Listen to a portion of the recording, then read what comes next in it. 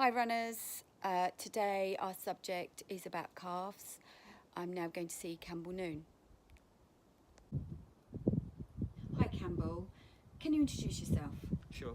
Hi Portia. And what a lovely day we got. That's why we're outside. Beautiful. Okay. My name's Campbell Noon. I run a company called Relief, and I actually see quite a few runners, and I've treated over the last 5 or 6 years quite a few calf injuries for various reasons. People get these injuries, and it's really just knowing what to do with them. Okay, is the main thing, and you can do quite a lot of self-diagnosis and self-help before you actually come and see like a sports therapist or a physio or whatever. Anyway, I've been in multi-sport for about 35 years, triathlon, running, cycling, etc. I've had a fair share of injuries myself, so I've sort of found out what to do. But anyway, what we're going to do is we're going to look at the lower leg anatomy. Now, your lower leg is a springboard for when you run. Okay, so remember that guy Oscar Pistorius, and he had that blade? So this is what we're dealing with. We're dealing with that whole blade section, but the big muscle that supports it is that gastrocnemic muscle, we call it. And I'm going to show you, I'm going to draw myself and show you where that actually is located. So you've got your gastrocnemic muscle around about here, one side, and you've got the other side here. So it's in two sections, one medial and one lateral. Then underneath that you've got the gastro tendon there, and that runs into your Achilles tendon further down. Okay, so already you can see the linkage. Then you have your soleus, then your tibia here. Okay, so when people talk about injuries, you might have heard something called shin splints, and I think Portia's going to cover that later. But shin splints is and can be a direct sort of a result of tight calves and tendons. But anyway, we're going to focus on the gastrocnemic muscle and what happens there. Now, when you're out running, what's basically happening is that you're running along, your muscles want to be nice and flexible, yeah? And all of a sudden you might hear a snap or a pop sound, very light, and that's the one where it sort of makes you limp a little bit and you're not too sure what's going on. Now that's a calf injury. It's a calf, and it's probably a little knot forms within the muscle, and that forms because the fibres are broken down, it leaves scar tissue, and it becomes less flexible, yeah? So you lose that flexibility, and there's less blood flowing through that muscle group, yeah? And you need to find a way of sort of keeping your legs more flexible. What are the common causes, Campbell, for calf injuries?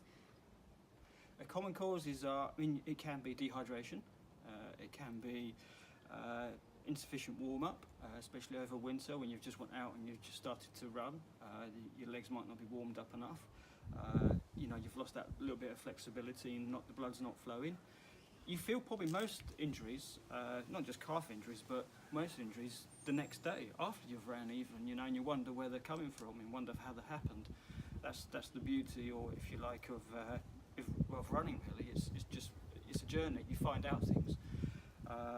But it can be just seated at your desk all day long, you know, inactivity. You know? So the main thing is about promoting mobility to keep them nice and loose. Okay.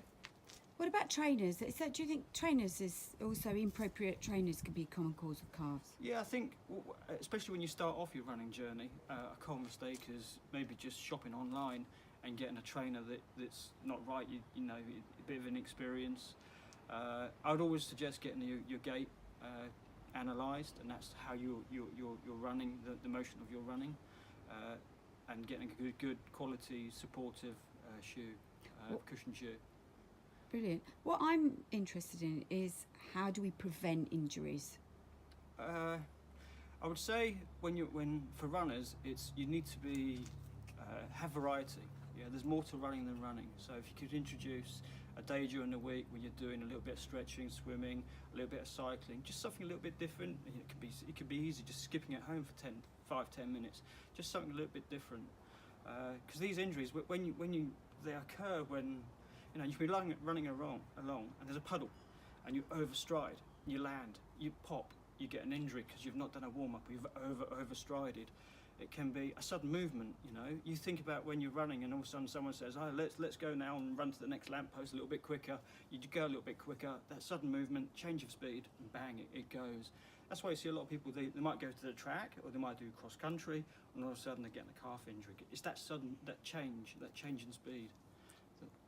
What can we do to stretch it? How would you what would you recommend as a stretch? The easiest, most common stretch, which I'll show you, is probably leaning against a tree, a car. You know, I'm going to use the wall here, and just really sort of up and down movement initially, slow and controlled.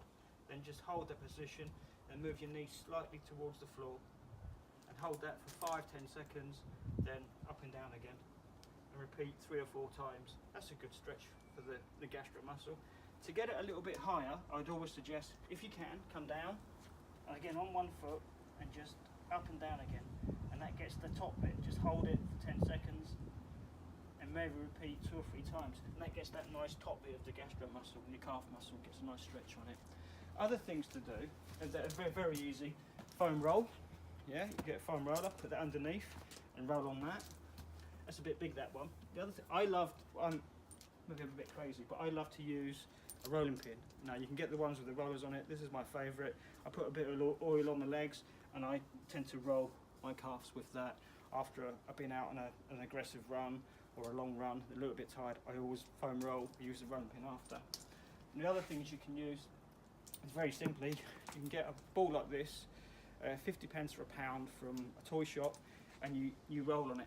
Roll your calves on it, and then if you do feel as though you've got a small knot forming, you can get into it nice and easily. You don't need massage balls or anything really, really expensive. Just use something nice and simple, and it's less harsh than a golf ball. It's got a bit of give in it. Oh, that's great.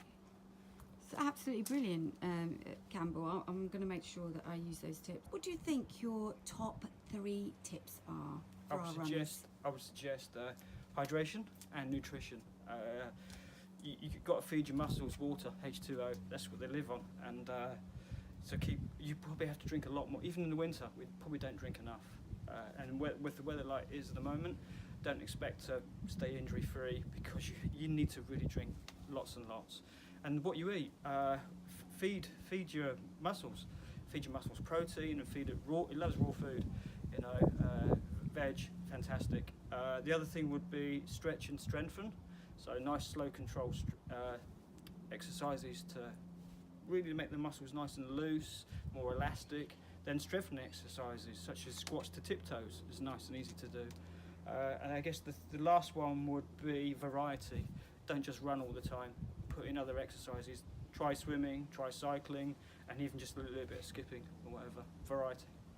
Thank you, Campbell.